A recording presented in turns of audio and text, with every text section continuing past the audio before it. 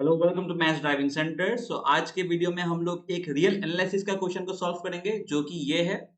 आप अगर first time देख रहे हो इस क्वेश्चन को, तो पहले आप खुद ट्राई कर लो, उसके बाद आप सॉल्यूशन देखना, तो आपको और अच्छे से समझ में आएगा, कुछ नया सीखने को मिल सकता है। ठीक है, तो हम लोग चलते हैं इस क्वेश्चन में। क्वेश्चन में क्या क्या गिवन है हम लोग, मैंने लिख लिया। देखिए क्या क्या मतलब हम लोग इंफॉर्मेशन निकाल सकते हैं। फंक्शन आर टू आर है, डिफरेंशिएबल गिवन है, नॉन डिक्रीजिंग गिवन है। कि मतलब नॉन डिक्रीजिंग मतलब क्या, कि फंक्शन मोनोटोनिकली इंक्रीजिंग, मतलब फंक्शन कांस्टेंट भी हो सकता है और इंक्रीजिंग भी हो सकता है, दोनों में से कोई एक, इसलिए मोनोटोनिकली इंक्रीजिंग। यहाँ पे आप कंफ्यूज मत करना कि नॉन डिक्रीजिंग मतलब हमेशा इंक्रीजिंग ही होगा, ऐसा नहीं, कांस्टेंट भी हो सकता है। उसके बाद और एक क्या दिया है कि derivative F dash is continuous. Okay, उसके बाद आपको कहा है कि आर में से आप कोई भी दो पॉइंट्स लो, ए कमा बी, और ऐसा फिक्स करो कि ए लेस देन बी हो। आपको ऐसा पॉइंट्स लेना है जहां पे ए लेस देन बी हो। उसके बाद आपको एक सेट बनाया है कि ए लेस देन बी है, तो हम लोग के पास एक ओपन इंटरवल मिलेगा ए कमा बी। तो हम लोग को उस ओपन इंटरवल के बीच ऐसा एक्स ढूंढना होगा जहां पे derivative of x is equal to 0। ठीक है, ये सेट समझ में आया। एंड आपके पास और एक कंडीशन दिया है कि if f of a less than f of b, then कौन सा ऑप्शन सही होगा। हमेशा ऑप्शन में आपको एफ का कार्डिनलिटी के बारे में पूछ रहा है। तो पहले मैं आपको इस क्वेश्चन को करने का गलत एक अप्रोच दूंगा, जहां पे आपने अगर ऐसा सोचा तो गलत होगा। ठीक है, पहले गलत वे देखिए। इस क्वेश्चन को मैं पहले ज्योमेट्रिकली एक्सप्लेन करूंगा। ज्योमेट्रिकली इन द सेंस कि मान लो कि ये हम लोग के पास कोई भी फंक्शन है आर टू आर, और यहाँ पे ए है, यहाँ पे बी है, और एफ ऑफ ए मान लो ये है, और एफ ऑफ बी ये है। ठीक है, ए लेस देन बी मैंने लिया, एफ ऑफ ए ये लिया मैंने, और एफ ऑफ बी ये लिया। हाँ, ऑब्वियसली बड़ा है ना।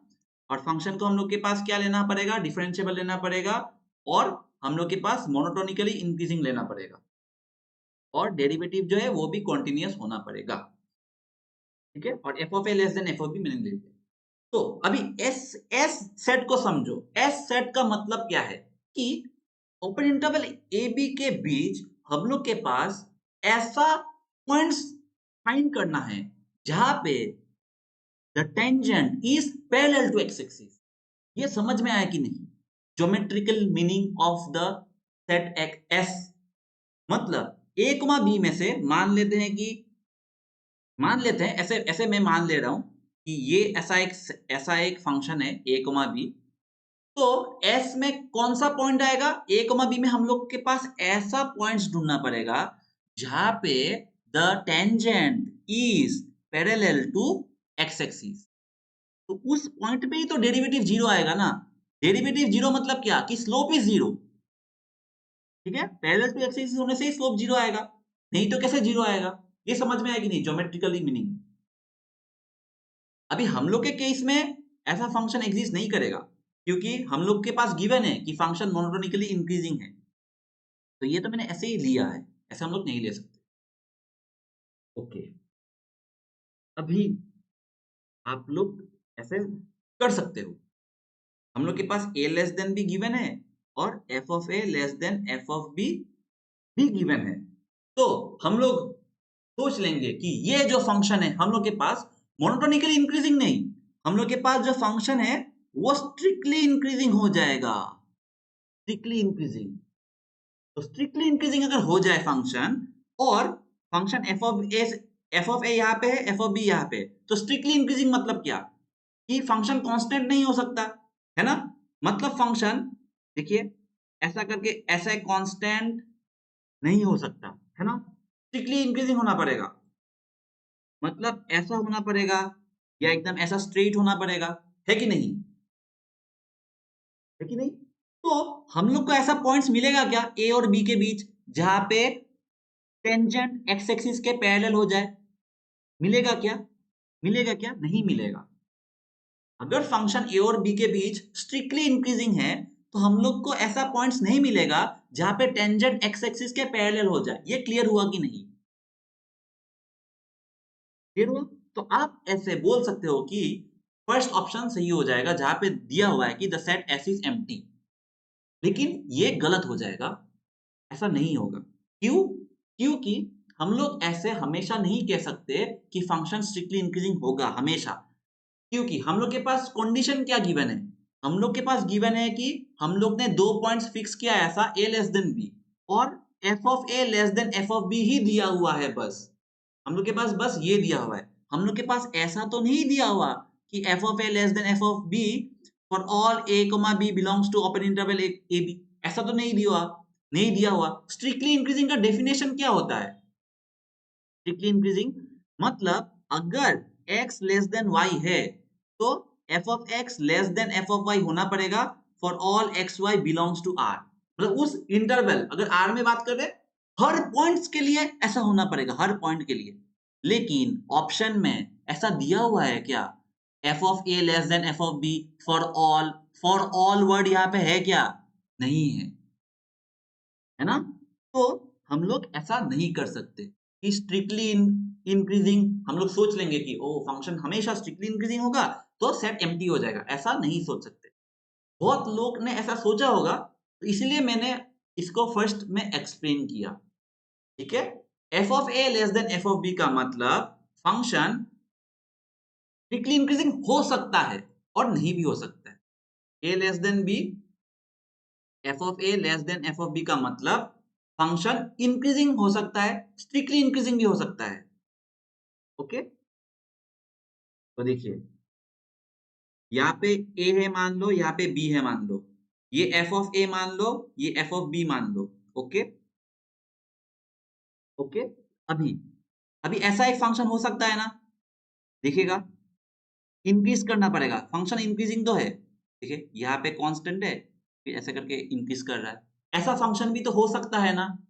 क्यों नहीं हो सकता? मैंने तो सब कंडीशन सेटिस्फाई किया। f यहाँ पे कुछ भी मान लो, ऐसे करके ऐसे कुछ भी जा रहा है f। देखिए f ऑफ a यहाँ पे, f ऑफ b यहाँ पे है और फंक्शन इंक्रीज कर रहा है, डेरिवेटिव भी कॉन्टिन्यूअस होगा और f of a less than f of b हो रहा है। और यहाँ पे देखिए ये सब पॉइंट्स जो है मैंने लिया बीच में, मतलब कांस्टेंट हो रहा है फंक्शन, मतलब ये सब पॉइंट्स में मैं अलग मार्कर से मार्क कर रहा हूं, देखिएगा ये सब पॉइंट्स में देखिए फंक्शन कांस्टेंट हो रहा है, मतलब ये सब पॉइंट्स में डेरिवेटिव 0 होगा, tangent parallel to x axis होगा, है ना? तो ये मान लो x है, ये मान लो y है।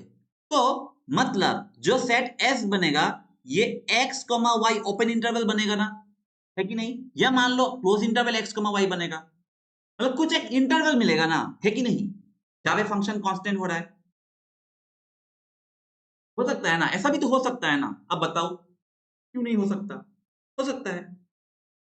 तो मतलब ज्योमेट्रिकली आप इसको सोच सकते हो। तो ये जो सेट एस है ये क्या एम्प्टी है क्या?